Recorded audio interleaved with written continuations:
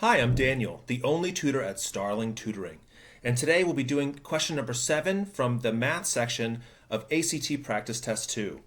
It's a math question, so we'll have to read the question in order, stopping to notate anything that is relevant, find any conclusions, and then continue to read exactly from where we left off. This question starts, for circle O shown, A, B, C, and D are on circle O. Duh. A and B are as far apart as possible. That means that AB is a diameter of the circle. All right. Next, C is halfway between A and B along circle O. Got it.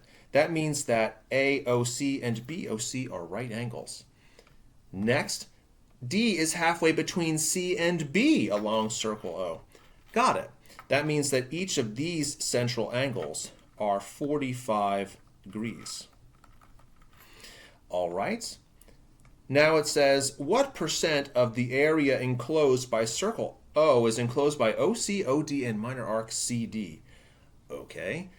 First of all, OC is right here, OD is right here, and minor arc CD. Got it. So that part of the circle. To find the percent of a pie slice of the circle, take the central angle, which here is 45, and divide it by the number of degrees in a circle, 360.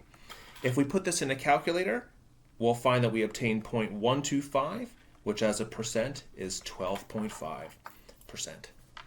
What's next?